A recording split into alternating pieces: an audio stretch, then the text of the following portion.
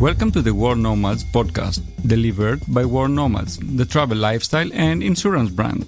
It's not your usual travel podcast. It's everything for the adventurous, independent traveler. I was so upset. And then my friend came out and freaked out because he's like, wait, I'm so sorry I had to go through that because he didn't know. And then I was like, no, it's fine. But the whole time we're in town, they were just so confused as to why I was hanging around with a blonde kid. Everyone's face was just confused. And even when we went hiking, we got weird looks. But I don't really let it get to me. I just kind of ignore it and keep it going because, life is short. That is Stephen, who we will chat with later in the podcast. You'll love the discussion. It's about travelling as a coloured person. And that will include Albania, which, Phil, is the focus of this destination episode. I know, I'm so excited about this one. Albania on the southeastern European side, on the Balkan Peninsula. It's a very small country with Adriatic and Ionian coastlines. And the interior is crossed by the Albanian Alps, which makes for great hiking. It also has tons of castles and lots of historical and archaeological sites. You got that word out, okay? Archaeological. We'll look at hiking in Albania, as you mentioned in this episode. We'll learn it's a country too that still very much appeals to the backpacker, and probably now is a very good time to visit before everyone discovers it. And we're not helping there. No, we're not. I know. I thought that. But let's start, as we do, with your quiz question. All right. Which airport, Kim, is the world's busiest? I'm measuring by passenger numbers here, not air traffic. Passenger numbers. Which is the world's busiest airport? Okay. I'll let you know at the end of the podcast. Ash-Bhardwaj is a travel writer and filmmaker, among many, many things.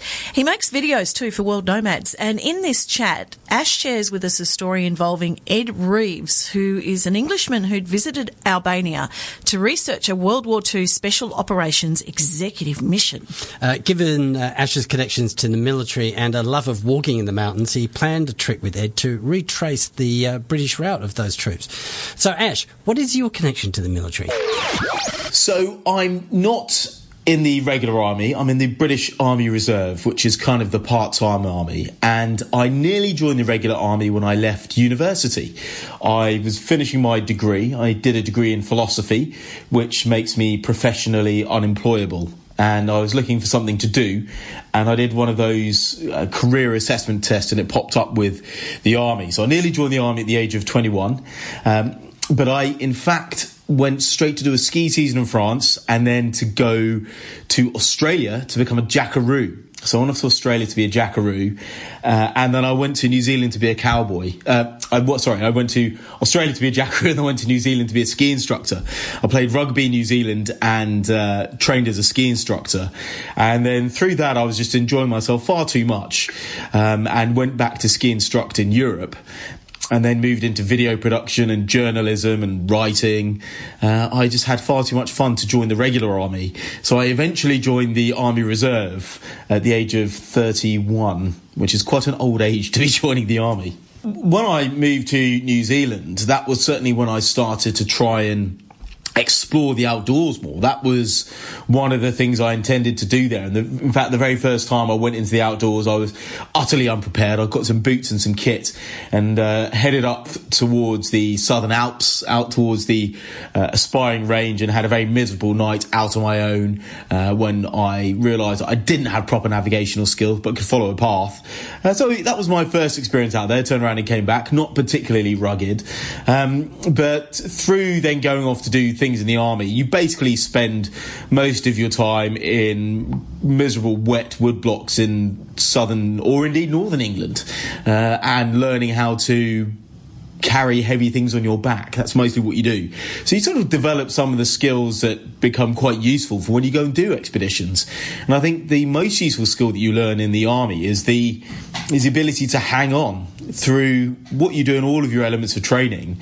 You do various bits and pieces that teach you that when you think you're about to give up, you can certainly keep on going. Awesome. But what about Albania? Well, all of my journeys and all of my expeditions have been rooted in trying to get a better sense of history. I think it's very easy to go travelling and just go, well, this place is great, there's cool beaches here, this was really nice, or indeed going off and Instagramming various places around the world. But I've always enjoyed going off in search of a story, and that certainly fits in very well with the point I was making earlier about it not always being fun. I think part of your journey needs to be going off in search and having that sense of endeavour. I was very lucky. I spent quite a bit of time going on expeditions with my friend who's a British explorer called Leveson Wood. We did some big expeditions in Africa and Central America, South Central Asia, so the Himalayas, and the Caucasus. And all of his journeys were long-distance journeys with a sense of trying to uncover stuff along the way. And similarly for me, what I did with the Albania trip was I discovered this story about this British secret operations executive mission to Albania that happened in 1943. So what happened was, after Italy had surrendered to the Allies, the Germans realised that Albania, which had previously been under Italian control, was quite a useful place. So the Germans went in there, took over Albania, and the British realised that if they could interfere with German operations in Albania, they could tie up a lot of German military forces, they could reduce the flow of arms and people down to reinforce the German occupation of Greece, which the British were also trying to get back, and would also distract the Germans from fighting in Northern Europe. And so these very plucky blokes had been conducting secret missions trying to find allies in Albania and trying to get them to fight the Germans. But then the Germans had figured out that they were there and got in search of them. And this bloke in particular, one guy called Trotsky Davies, he was a brigadier in charge of the whole operation, spent the best part of 3 months throughout winter running away from the Germans and hiding in various villages and towns. And I thought, well, this is an amazing journey that nobody really knows about in Britain. If you think about our war narrative, it's about northern France, it's about Singapore, it's about the Kohima and the Indian border, fighting into Burma, and then D-Day, and then going through that way. But there's not really much about what they were doing in the Balkans. So I thought this was interesting, just because it was interesting to me as a soldier, and it was interesting to me as a story. And Albania is one of these places that you hear about, and you don't really know much about it. You like, what is Albania? What does it mean to you? What is the story of Albania? So I thought I could explore the two things together, retrace the story, have a bit of an adventure walking around in the mountains, but also learn a bit about Albania. So that was really the genesis of that story. So if you were to ask me my impressions of Albania, I have a girlfriend who is Turkish Albanian, and that makes for a very fiery combination. Oh, I would certainly say the Albanians are fiery people, and one of the great, they're lovely though. You know, I didn't have a problem with any Albanians when I travelled there. I found them incredibly hospitable people.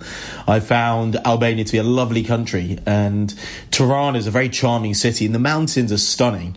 The hospitality and generosity I encountered in Albania was lovely. The time I spent there was just magic. Really was lovely. When you read Trotsky Davies' book about his time, he eventually did get captured by the Germans, the brigadier that was out there for the British. I mean, he talks about how difficult it was to get the Albanians to do anything. The Albanians believed that there were 4 great allies in the fight against the Nazis: the Americans, the British, the Soviet Union, and the great nation of Albania, which, you know, every nation has its war narrative, and you don't want to demean a nation for the sacrifices they make in war. But strategically, Albania wasn't contributing a huge amount to the war effort, but they still expected the same level. They kind of wanted to be at the same table as Stalin, Roosevelt and Churchill. Well, let's get to some of the content that you do make for World Nomads. And I recently watched your video where you were on the Russian border. Yes, in Estonia. So, well, the whole trip was part of a journey down the Russian border. So in September 2017, I went to Estonia with the British Army Reserve. It was part of a deployment called Opkabrit, which is basically a reaction to the changing security environment in Europe and I guess a more boisterous Russia. And I became really curious about why this had happened. I became curious about, why is there tension? What is going on the Russian border? Why does Russia feel that it has the right to Crimea? Or why does it feel that why are people concerned that they may have aspirations to take back parts of Estonia. So there were these questions in my mind about what is identity, nationalism, what's going on along this border. So I set about this project to travel the entire length of the Russian border with Europe. So I started all the way up in the top of Norway in the Arctic Circle where Norway touches Russia. Norway actually goes around the top of Finland and touches Russia right up in the Arctic, beyond the Arctic Circle.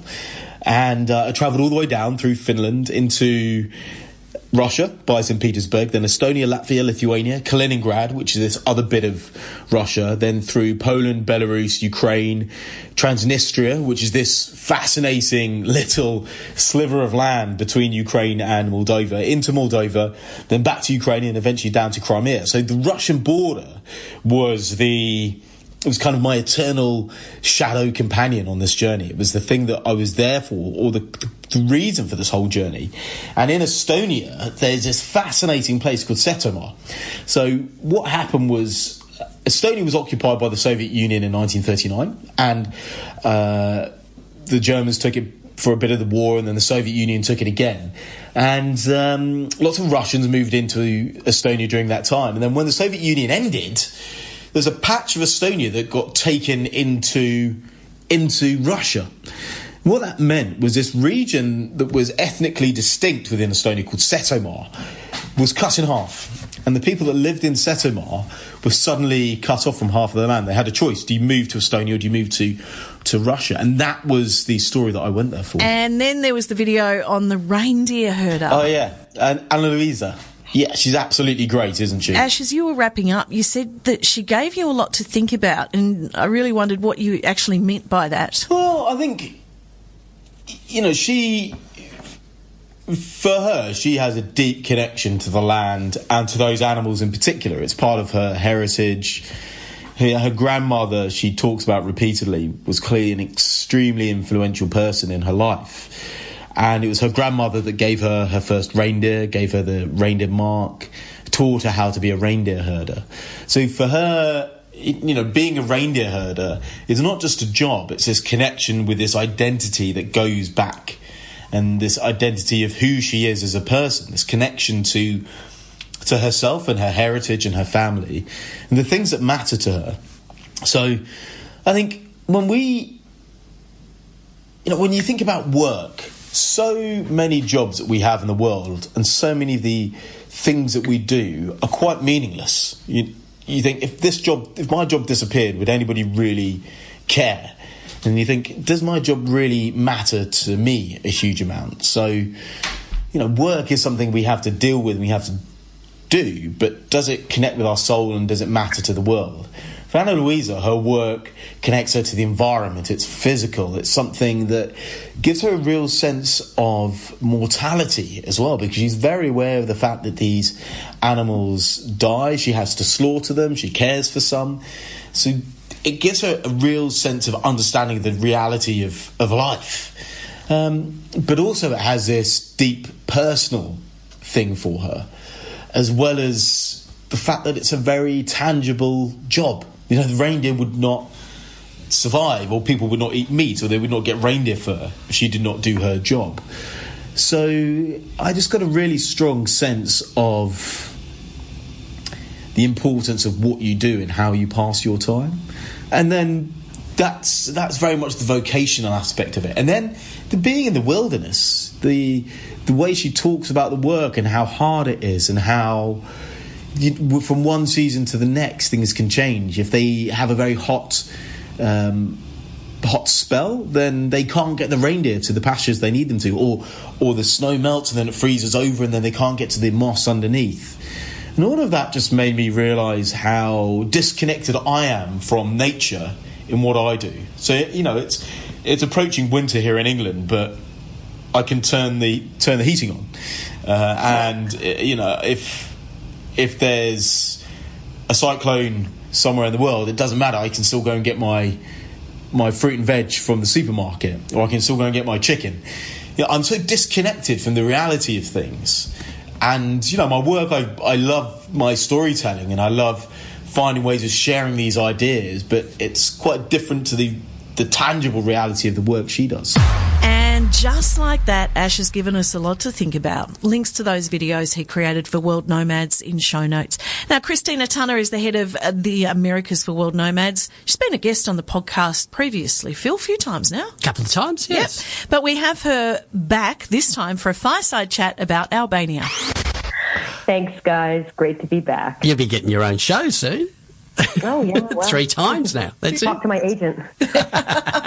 Okay, so Albania, tell us about it. What prompted you to go there as a destination? You know, it actually sort of stems off of one of the podcasts that we had back in the day, but, you know, ages ago I was in Albania, and it was around over-tourism, and that was the real motivation for wanting to have a holiday somewhere where we could get to the great outdoors, do some amazing hiking, and not really run into the crowds. So we sort of ran through the big list of places that we wanted to go, and I just thought, you know what, let's go to Albania. No one seems to be going there. Getting there was a bit funky in that from the States it became really spendy, whether you flew into Athens or connected in Frankfurt or wherever it might be. It just became really expensive. So we decided to fly into Rome, which at the time we had a really good deal on the ticket.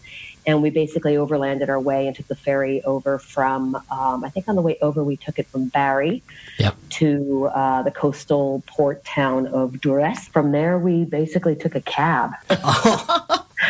We took a cab, and, you know, it sort of turns out like there is a railway system, but most of the overlanding around Albania was through buses. But when I managed to find a website that had some of the bus timetables, our arrival time from the ferry would not really be conducive to an elegant, seamless connection up to where we were heading towards, which was a city called Shkodër. It wasn't a lot of great connections up there to go up there. So I overheard these 2 backpackers on the ferry talking about where they were heading. I heard that they were going to the same town. I asked them how they were going, and they basically said, we don't know. So we bandied together, found where the bus station was, where there was also a cab rank, and we shared a cab for about an hour and a half, and it was 30 euros. So this is a place that's really getting off the beaten track. That we're back to, you know, good old days of travel here, Christina. Yeah, it really, really is. It harkened back to my early backpacking days, which is decades ago. But that actually does prompt another of the main reasons for why we decided to go, is because it was just absolutely chock-a with history, from the Crusaders and the Byzantines and the Serbs and the Ottomans, and you sort of fast forward to the modern times in the 20th century history of Balkan Wars, Serbian attacks, Italian occupation, you know, communist era. It was just a real nice tapestry of all kinds of influences, both historically, architecturally, and culinary. And that was a real attraction. And so the fact that it was really soon after the wars was sort of an appeal. But why aren't people going there? I think it's just because it's just not really written about. It's not a place. There's other places that are trumping popularity. And I think that, you know, there is a trail of people who sort of do the northern Greek, Macedonia, Montenegro trail. And I think that that's going to be a really, really up and coming hotspot for the budget traveler as well as backpacker. Yeah, well, I mean, it was, you know, the poorest country in Europe, or the poorest country in the region for a very long time. I know that's changed in the last 5 years or so, but it has been, you know, underdeveloped for a very long time. Yeah, it has. And I think the fact that getting around, for example, there isn't a very good train system that has lots of connections and lots of times. It's very much a bus overland country would sort of speak to that fact that it's you know, most people, the transport of the people is buses. And so that tends to be very cheap and slow and clackety. The roads aren't very good. So I don't know if that really lends to itself to the fact that there isn't much infrastructure, investment on infrastructure. So all those things, I think, sort of culminate to point to a place that is still a bit, you know, tough backpacking or tough travel. You've sold me. Totally. It sounds fantastic. It does. It is. It's totally slow travel, guys. I mean, don't be in a rush to get anywhere. Don't do, you know, if it's Tuesday, it must be Tirana. You know, take your time, because it will take you time. You mentioned as part of that tapestry, you talked about the culinary offerings. What is the food like in Albania? Very mixed. So obviously on the coastals, you'll get a lot of the, you know, fantastic seafood. And also inland too. I mean, it's not a big country, so fresh fish does make its way into the interior. But a lot of olive oil and vegetable dishes. Very Middle Eastern type of fare. A nice crossover there of some of those foods. Put it this way, vegetarians can eat there quite comfortably because my better half is a vegetarian and he ate quite well. Nice. Bit of baba ganoush. Little baba ganoush. And tell me about the people. Obviously, it's not over touristed. Hopefully they haven't got jaded by all that now. So what were the people like? Oh, the people were so lovely and warm. Obviously we don't speak the language. Later in the trip, we realized that, there's vestiges of Italian. So, I could have rustled that up earlier in the trip. So that does help. But, in the shops, a lot of pointing, a lot of smiles, public transportation. People were super, super lovely and sort of helping us navigate some of the older windy roads and towns and hills where we needed to take maybe a certain bus, but we had no idea what bus to take. But, women would sort of say, come with me. And they, sort of pass us on to other people taking the same routes that we needed to get to and pointing to our little lodge up in some upper hill that we never would have found otherwise. It was interesting when Mustafa and I were there because he was raised Muslim, being Iranian, and because of the heavy Islamic influence in the Albanian history and modern day Albanian life, it was kind of interesting to have people recognize him as a fellow Haji, if you will, and that kind of opened up some very interesting doors and some very interesting warmth and connection with the locals. So that was really quite lovely. Sure, but not sort of prescriptive Islam. It was pretty open. Oh my gosh, very open. It was gobsmacking to see, the beautiful central mosque in Shkodër, as well as Tirana and the other towns that we visited. And yet at the same time, and I took many photos of this juxtaposition of women with, short skirts and sort of very elegant or very modern, walking in front of a mosque or a cathedral quite openly without any sense that I could pick up of pressure or tension around that type of modern versus more conservative religious life. Okay, I think we're going to have to add another one to the list there, Kim. I think Albania's on my list now as well. Yeah. Oh, yeah, no, definitely go. I mean, it's just, UNESCO sites, really cheap to get around. And I have to say, the one thing, if you are at all inclined to hike, is to take the ferry up from Shkodër to Coleman Ferry, which is this amazing alleyway canyon of a lake that stretches up. It's a 4-hour ferry ride, and you get dumped off at the end of the jetty with nothing else. A van picks you up, and it drops you off at this town called Valbonne. And from there, that's where the road ends. And Mustafa and I backpacked, literally with our packs on our back, 9 hours over the accursed mountains, over the summit, and dropped down into this village called Tet. And that's a journey and experience that a lot of people are doing. We saw people, more people on that mountain pass than anywhere else, really. But that was magic. Yeah, thanks, Christina. Definitely sold us. Yep. Phil, what's travel news? Okay, less than a week after being named as the hottest destination of 2019, Sri Lanka has been beset by political turmoil and violent protests. The Prime Minister has been sacked and a former hardline president installed. This has led to protests and sadly a shooting in which several people were killed. Expect more protests in Colombo and Kandy. Shouldn't really affect your visit to the rest of the country or even to those cities, but please stay away from any public gatherings that you see or protests or rallies because they are just too unpredictable. Such a shame. And a recent podcast too, which just uncovered what a beautiful spot it is. Yeah, I don't think it's going to affect you too much. Those things usually happen outside Parliament buildings, so just stay away from those places. Go and enjoy the rest of the country. Wild storms have lashed Europe, causing damage and quite a lot of travel disruptions. Venice was hit particularly hard because the rain combined with some strong winds coming off the lagoon and an unusually high tide. So the joint is flooded. It's actually ironic. They put those duckboards down so you can walk around when it's flooded. But the water's gone even higher than that. It's like almost record levels of flooding in the place. And what it'd be funny if it wasn't so serious, because there are these amazing pictures of people sitting in restaurants wearing Wellington boots up to, their mid-calves, still being served with pasta and pizza and what have you. Life must go on. It must go on. The same storm system that hit southern Europe brought snow in to France's Massif Central mountain range. 1,000 people got stranded in their vehicles overnight. That'd be pretty uncomfortable, wouldn't it? Cold, very cold. And I believe there was also a train in Italy trying to get out of Genoa that couldn't because the tracks were blocked, so people had to spend the night on the train. The Orient Express. Oh, I wonder if there's a murder. And gale force winds also hammered the Adriatic coast of Croatia, so maybe Albania copped a little bit of that as well. Yeah. Look, speaking of storms, this is a very stormy travel news segment, isn't it? It is. Winter storms have hit the US too. Time to put those snow tyres on, folks. But let's head somewhere warmer now. Boracay in the Philippines has reopened.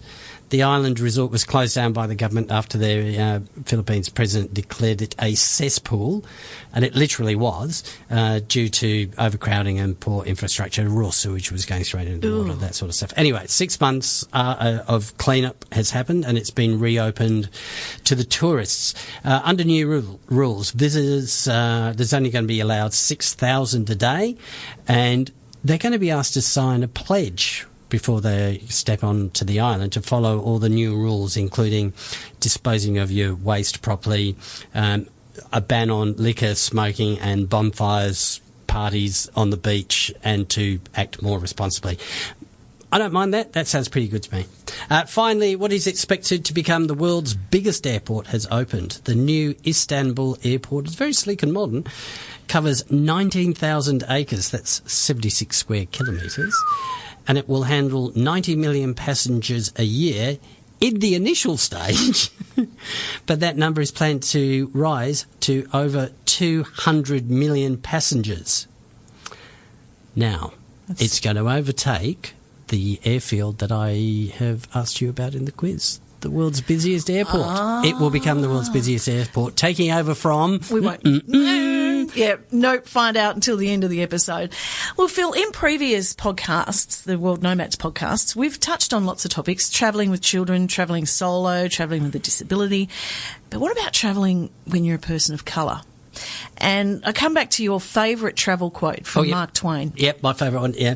Travel is fatal to prejudice, bigotry and narrow-mindedness. Yep. Well, what happens, though, if that is your reality? Stephan-Brown reached out to us to have a chat about that topic, specifically travelling as a coloured person.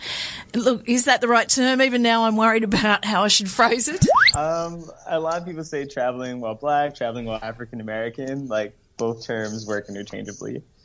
All right, can I put my hand up straight away and say I'm 1/8 Spanish? So, well, I do have a splash of something, and there are rumours among the family that it could be of an Indigenous nature. But I've read a couple of articles in the last 24 hours, and I've read quite a few from Muslims that travel, and they get quite jittery, particularly the women if they're wearing hijabs. They're coming into security checkpoints. They suffer anxiety. I can get that. But as an African American or as a black person, what prejudice do you come across? Oh boy. Traveling is pretty good, but some things I've heard that you will laugh. I've been asked if I knew how to rap. People automatically assumed I knew how to rap. Well, hang on a minute. Do you? And if you do, give us one now. I can't rap. I'm awful at it. So I'm just like, no, but I listen to rap music. That's funny. So I guess the next question is, can you dance? What are your moves? See, right, I can't even dance. So I'm like the not stereotypical African American. Can't dance or rap. But I can talk a lot, and traveling's pretty cool, and I know how to have fun. Hey, are there some places that you go to that are worse for you than other places? Where, are places different? Yeah, so what's funny about traveling while black is the most prejudice I received was in my own country, in the United States. I can say a story. When I went to the Midwest to visit one of my good friends in Minnesota, we were hanging out, and since he grew up there, he didn't realize because there's a lack of diversity, how the people would react towards me. And when I went, I just went to see where he grew up, and there was this little town that's like a little bit 3 hours outside of Minneapolis. And I remember going in, and this was like a year and a half ago. And I walked into the supermarket because he had to go to the bathroom, and people were literally following me. I couldn't look around without people watching me. I noticed the camera following me everywhere I went down the aisles, and I just bought something just so they can get off my back. And literally when I tried to pay for it, all the registers spontaneously closed at the same time. And the only one was from another African American that was working at the supermarket, who then proceeds to tell me that the manager told everyone to be on alert for you because you walked in. And it's oh my God. So total distrust based on the color of your skin. Yes, exactly. And I was so upset. And then my friend came out and freaked out because he's like, wait, I'm so sorry you had to go through that, because he didn't know. And then I was like, no, it's fine. But the whole time we're in town, they were just so confused as to why I was hanging around with a blonde kid. Everyone's face was just confused. And even when we went hiking, we got weird looks. But, I don't really let it get to me. I just kind of ignore it and keep it going because, life is short. But it's just things like that. And that was a year and a half ago. So it wasn't even long. So that's redneck mentality, basically. Yes.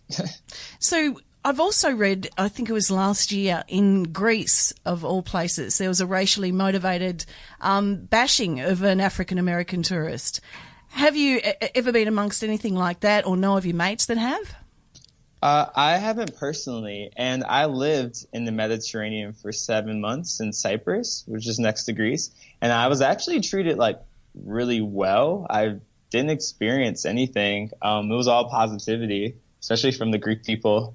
And yeah, my experience has been good, but I don't know anyone who has specifically. My next question was going to be, are there places where you don't notice the prejudice, but that's just normal, right? Yeah, well, you wouldn't go, oh, this is good. Yeah. It's normal. But well, yeah, there was a country specifically. Last year, I went to Lithuania, and when I went there, because a few of my friends that I met when I lived in Europe lived there, so I decided to visit. And one of my friends, said the N-word, and they didn't know it was bad. And at first, I was a little upset, but then I realized, the country is basically 99.9% white, so I can't assume that they would know. And it caused us to have a conversation.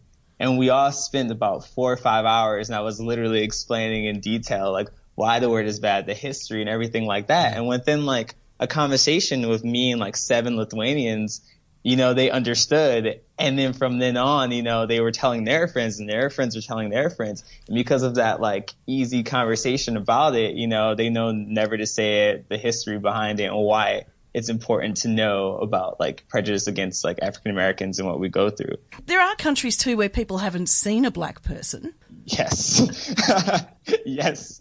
I have a lot of experience with that. Anywhere in Eastern Europe, a country specifically, as I can remember, is going back to Lithuania again. Last year I did Lithuania, Latvia, Finland, and Austria at the same time. And I was in the Baltics. I still remember going out, and my friend picked me up from the airport, and we just hung out at a bar, and everyone just was looking and staring. And they honestly were freaking out. This one person randomly ran up to me to hug me. I had a lot of free drinks that people bought me at the bars. And literally when I went into this one, my friend was like, hey, we should go to this hip hop bar just to see how they would react, because they didn't expect a black person to go to a hip hop bar. And I walked in, and everyone's faces dropped, and they either thought I was famous or just someone, but they just ran over. And I still remember this one guy freaking out saying, oh my God, I love Tupac, Tupac's my favorite. It's 50 Cent. Yeah, he told me that, and then he gave me this big hug, and I'm like, okay, cool. So I'm going back to find my friends, and we go out to the balcony, and everyone's just surrounding me, asking me questions, where I'm from, have I been in New York, because foreigners love New York for some odd reason, and they just were so into it. And then when we went to one bar, we bar hopped, and the more bars we went to, the more people tagged along, and all day it was either I got random high fives on the street, people like apologizing for like, certain things that their people say, or like just a lot of people like flirting and hitting on me. That happened a lot too. But it was a great experience. Some people be overwhelmed, but like I ended up getting so much free stuff, free food, free drinks. Like, you know what? This is pretty amazing. I can get used to it. Well, look, I'm not going to ask you to speak on behalf of an entire community or anything like that. But do you think, this sort of racism that people encounter actually prevents African Americans from wanting to travel outside of America? I think so, because I've been to 18 countries, but I just started traveling 3 years ago. And before I even left the country, all I knew was what I heard on the media or what I researched online. There's just certain countries that automatically African Americans are like no to, which is, Russia and Ukraine and like those type of countries. And I feel as though like there's just a stereotype place that if we go there, it's not going to be a good time and we're going to be treated badly. But, when I first got to college, I had that mentality and I kind of wanted to change that because I got introduced to so many different cultures. And ever since I like stepped foot on my first plane to Cyprus and chose the most random country out of them all to explore, that kind of changed. And I feel like, by me going and showing, my blogs, my videos and my posts, I'm inspiring other people to be like, okay, this is not that bad and I can do this, Because you just can't go based off of what you hear. You have to go experience it for yourself, and then you can determine if it's good. Phil, to all people of colour or any minorities in general that think that travel is either inaccessible or they'll be judged, don't let that be held against you. Get out there and enjoy. Yeah, right. That was a fantastic chat with Stephen. Wasn't it? Yeah, love him. Great bloke.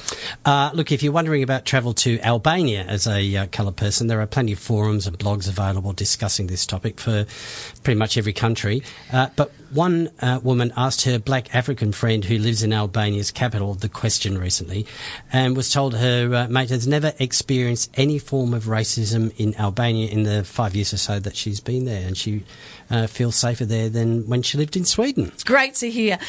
Tim-Neville is a freelance writer for the New York Times, the Financial Times. In fact, we'll cut it off there because he writes for many, many publications, including World Nomads, and he's written an article for us on Albania. Thanks for having me. It's a pleasure. So I've Googled you and Albania.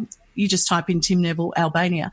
It's been a country that you've been pretty fond of for several years now. I have, yes. I sort of stumbled into the place and immediately realized I needed to head back, and have continued to do that over the past, maybe 7 years or so now, I guess. I think the thing that captivated me the most about the country was how little people really know about the place. They have sort of these stereotypical notions of the place, I guess. And then you actually go there and you realize how wrong a lot of those thoughts are, how beautiful the place is, how incredibly friendly the place is. And the thing that's most surprising about this is that it's Europe. So it sort of feels like Europe, like the signs look European. The Italy, you can literally see Italy across the Adriatic at night. And yet it feels so different from anything in Europe that I've ever experienced. 7 years, that's a long time, Tim. A place must have changed in that time, though. For sure, yeah. And that's the other thing that's so exciting about Albania is that it has this crackle about it. You can go into cities or go into villages and feel the changes happening. It feels incredibly dynamic. I think every place in the world is going through changes, of course. No place really ever stays the same. But something about Albania just really, you can just feel this energy. Things are completely changing. The first time I went, the country's not that small, or not that large, I'm sorry. So it's pretty easy to get around. But I think some of the biggest changes you're seeing are along the coast. The first time I went there, even then I was, pretty late to the game in terms of how much change is happening. But when on that first trip compared to like the last trip, you can see a lot of development happening along the coast, and you got to kind of wonder if they're going to keep it under control, if it's going to get out from under them. And sadly, there's a good argument to be made that it's getting out from under them.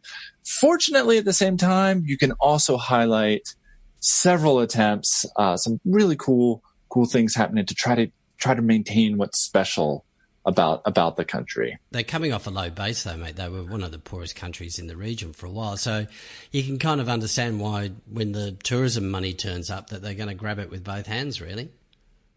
Yeah, you can't really blame them. Of course not. It'd be, I don't know what it'd be like. It'd be like if I'd lived all my life on $1 a day, then all of a sudden somebody's offering me $1 million. Well, of course I'm going to take the $1 million. If someone were to hand me $1 million, I guess one of the reasons why I might have second thoughts about it if I were Albania is because they have something there that no other European country has that at least I'm aware of. And that is because they were so poor and because they had this incredibly harsh dictatorship for so long, nobody in or out for many, many years. In a way, they're a little bit like a time capsule. They're a little bit like what the Adriatic coast used to be like before everything happened, let's say.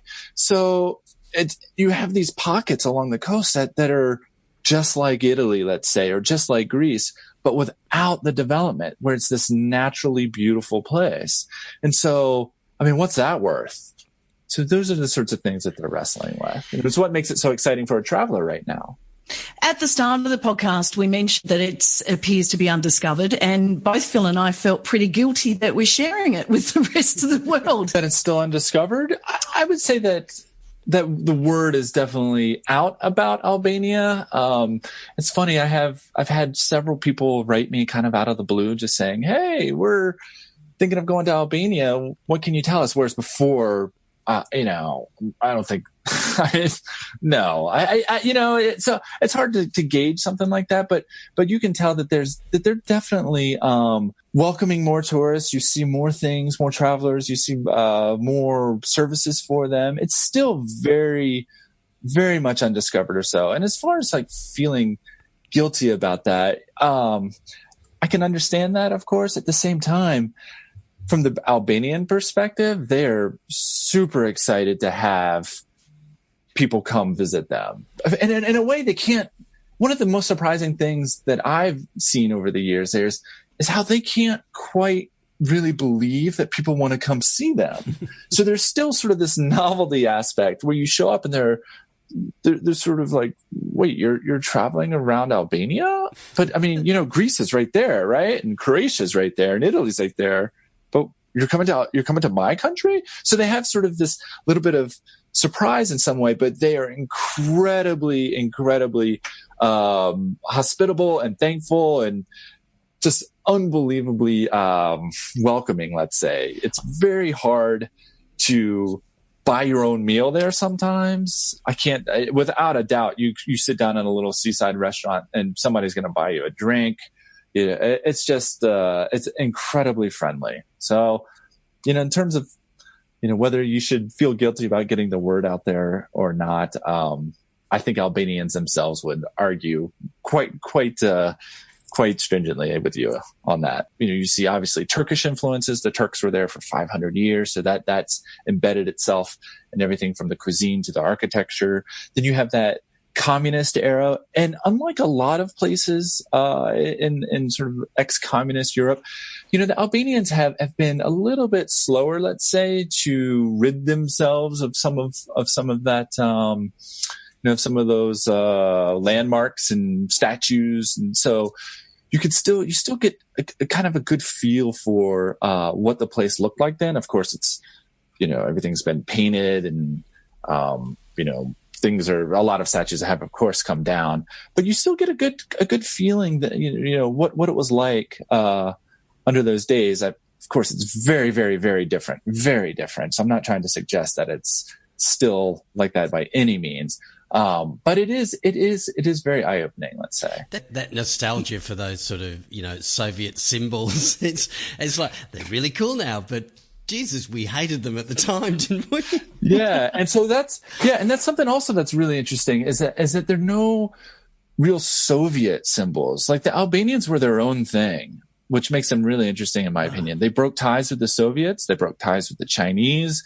They, of course, courted both for a long time, but then they also broke ties with them. They hated the Yugoslavia regime. So Albania was and one of my stories, I called it the North Korea of Europe. And I don't think that's an exaggeration. Nobody was allowed in. Nobody was allowed out. It was very tightly controlled. You could be arrested for wearing shorts in a city because that was too bourgeois. You had just that weird, super oppressive, government for a long, long time. And so when you go around, you see sort of this Albanian, this Hoxha, as the dictator, who ruled over the place for many, many years. That was named Enver Hoxha. And so there was this Hoxha brand of communism, which was very Stalin-esque and very dark and not a happy place at all. So you have to, there is a little bit of a dark tourism element happening, that you can see. But what's super fun and interesting for me, and something that has led me to write about the place over and over again, is that you see these clashes between, those dark days and this incredibly bright future, and not clashes, but those, where those two are rubbing up against each other, and all the interesting things that kind of burble up when that happens. It's endlessly fascinating. Thanks, Tim. And that wraps up Albania, and another on the list, Phil, of places to visit. I know. Yeah. I just bank balance. Yeah. Yeah, this list is getting ridiculously long, by the way. Isn't it getting long? Okay, the answer to your quiz question. You've teased it a bit. All right, yeah. I had 2 goes at this one for you already. The world's busiest airport is Hartsfield-Jackson in Atlanta. More than 100 million passengers go through there every year. And why? Well, it's kind of like a central hub for all of America.